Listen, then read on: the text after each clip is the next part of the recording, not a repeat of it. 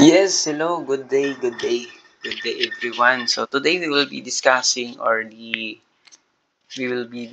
the vector components or how these vector components works or yung concept ba nitong 3D spaces kasi medyo tricky to dito sa 3D spaces kung paano nangyayari yung mga vector na yan. Okay, so we have here a plane. Yung plane natin is naka 3-dimensional. So, ito yung x natin. Ito yung axis natin sa x.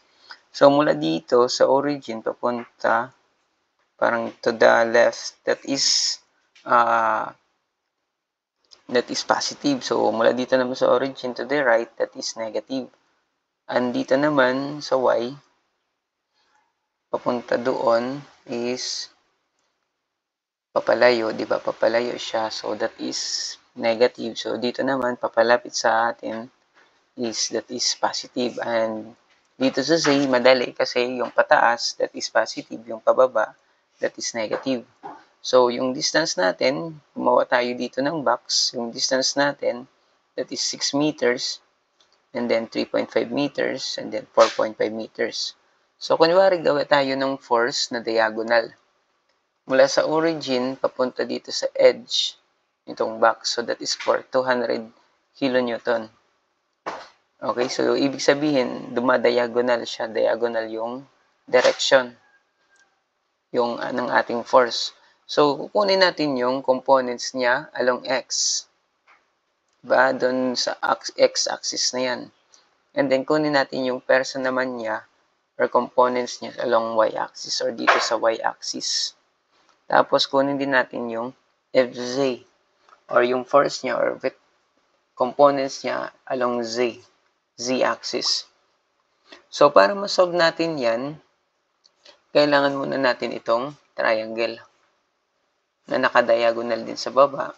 Tapos, itong height niya papunta doon sa edge. Mula dito, sa kanyang tail papuntang head. So, nakagawa tayo ng right triangle. So, this is 90 degree.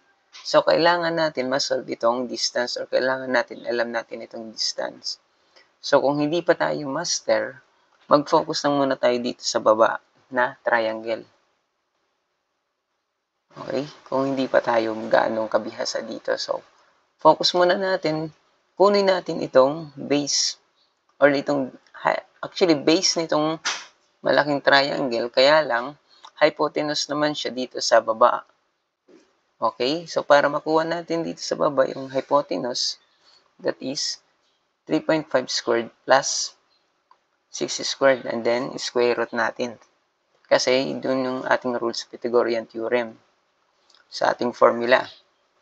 Since meron na tayong nabuong distance dito, nakuha na natin yung distance dito, masosolve na natin itong triangle na malaki.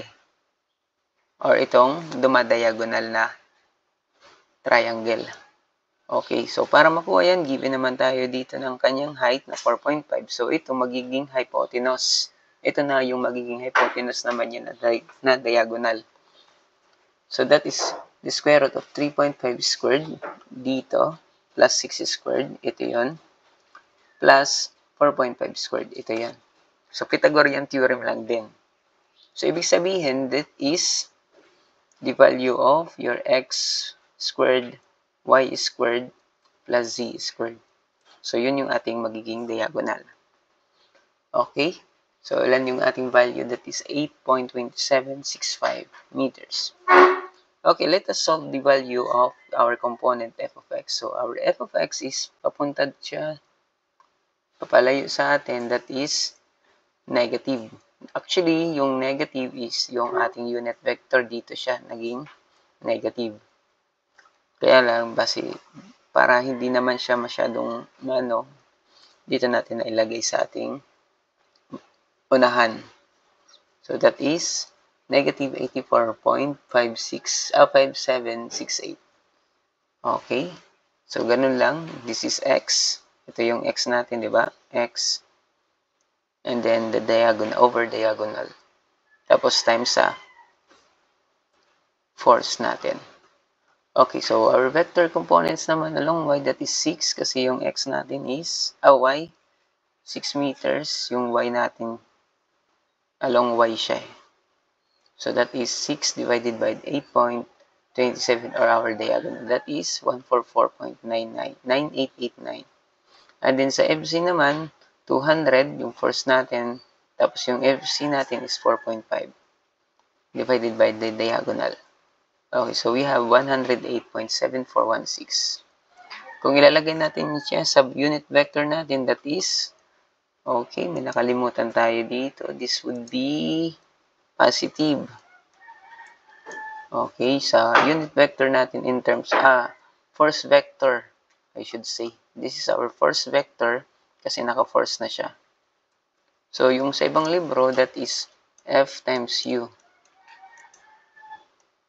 Yung ating nangyari dyan. So, ibig sabihin, force, yung original force mo, times the unit vector. Yung unit vector mo, ito yun. Ito yung mga unit vector mo yan. So, lagyan natin yung ating unit vector, that is, yan. Ito, magiging sa x, pag i-multiply natin yung value ng f of ng 200. Tapos ito naman, pag multiply natin, ito yung makukuha. Okay? That is in terms of I, j, k pa din. Okay? So, itong unit vector na yan, actually, this is a cosine. Cosine x yan. Cosine x. Ito naman, cosine y. Cosine z. So, paano nangyari na naging cosine yan? Sige. Discuss natin siya. Okay? So, ito, para makuha yan, let us concentrate this plane. Yun. Yun. Okay? So, ibig sabihin, nakatagilid or naka-incline din yung ating triangle. Kaya lang, triangle talaga yan. Diba? Triangle, naka-incline lang siya. Kasi ito yung ating magiging hypotenuse. Yung 90 natin is andito. And then, yung tinutukoy dito, na maging cosine is, ito yung angle na yan. That is our angle from our x-axis to the diagonal or to the force of action or to kung ano yung itong force natin. That is our angle. Our angle theta x. Okay? So, para makuha nito is, para makuha natin itong angle na yan, we have the cosine. Yung cosine natin is dito, divided by, kasi yung cosine is adjacent over the hypotenuse. Yung hypotenuse natin is our diagonal. Okay? So, that is 3.5 divided by the diagonal. So, ganito yung nangyari dyan. Same siya dito sa ating. So, ito na yung ating unit vector. Diba? So, parehas na parehas yan. Yun lang yung ibig sabihin natin dyan sa unit vector na yan. So, pumunta naman tayo dito sa ating cosine y. Yung cosine y is ito naman. Yung cosine y natin is from the y-axis to the diagonal. Okay? So, yun ating value. So, okay. So, we have 6, diba? 6 itong distance natin dito. That is our adjacent over the hypotenuse. Yung hypotenuse natin is yung diagonal kasi dito tayo may 90 degree. Okay? So, 6 over the diagonal. Ito siya. Diba? Parehas lang. Tapos, yung sa z naman, yung z is, yan, dito naman. Ito yung 90 degree natin. Tapos, yung angle natin is, ayan, the angle of from z-axis to the force or to the diagonal. So, that is 4.5 over the diagonal.